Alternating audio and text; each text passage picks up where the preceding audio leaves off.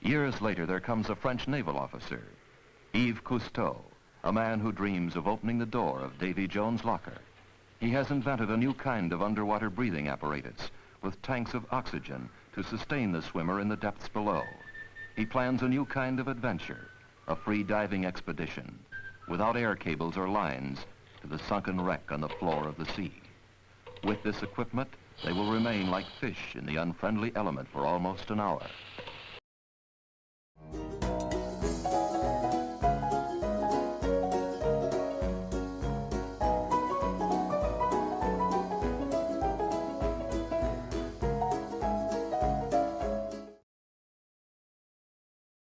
But in 1874, a man named Joseph Glidden came up with what he termed the greatest invention of the age: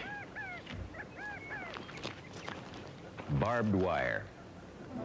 Oh, give me land, lots of land under starry skies above. Don't fence me in.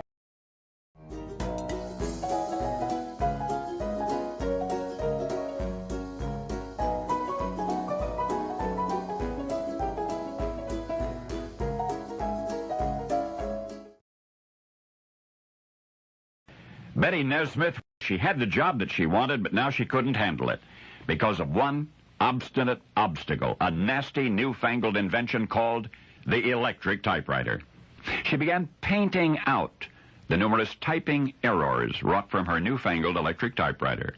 For years you've known the product Betty brainstormed and first mass-produced in her kitchen and then transformed into a personal fortune of $47 million. You've known it as liquid paper.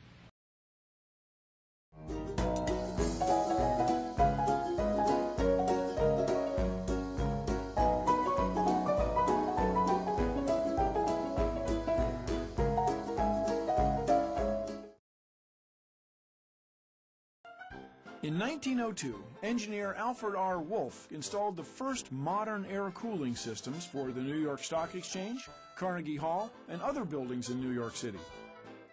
The same year, an engineer named Willis Haviland Carrier developed an air conditioning system while working for the Buffalo Forge Company. He received a patent for his cooling machine in 1907. The first air conditioning systems were used mostly in factories.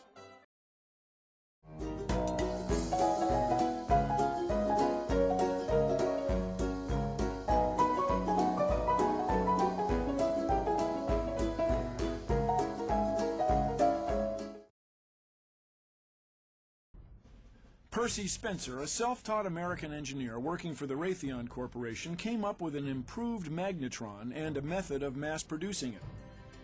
Spencer had an idea: use the microwave radiation for cooking. The story goes that he had been testing a magnetron when he noticed a chocolate bar in his pocket quickly melting. As the atoms in the molecules of the food move, the food heats up.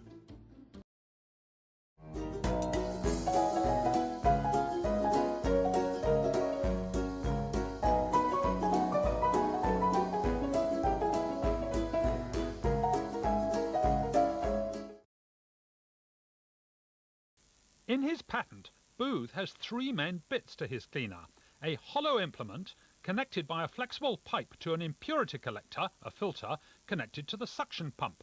This was so big it had to be wheeled about the streets on a horse-drawn cart and the pipes taken in through a window.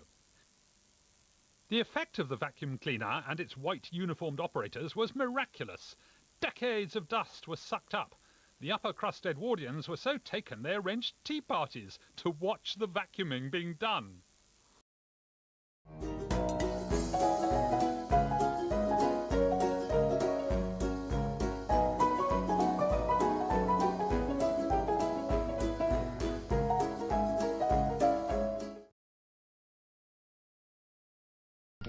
Stephanie Kwolek invented a material called Kevlar.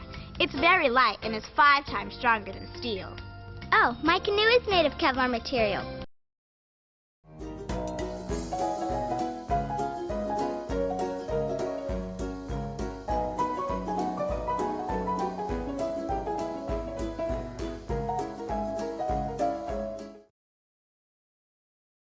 So what you're looking at is a machine called Difference Engine number 2.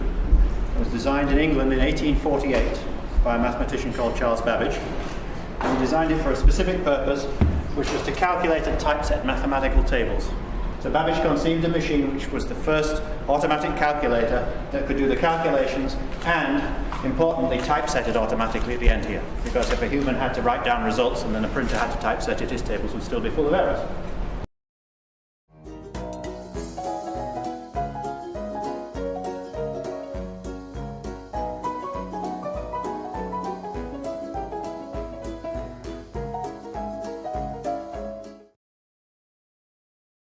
On the 2nd of October 1925, Baird set Bill, a ventriloquist's dummy, in front of the transmitter so that he could watch the televisor. What he saw was amazing, a face in real detail. J.L. Baird televisor, the eye of the world.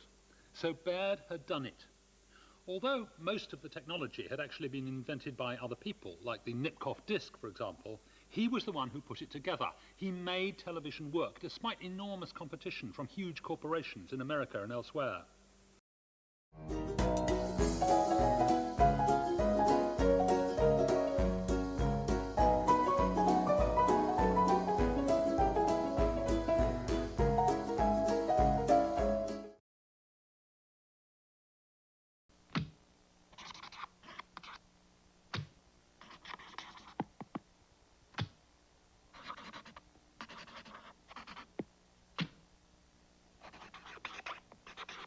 You know these little notepad things with a sticky bit on the back that you write messages to each other on?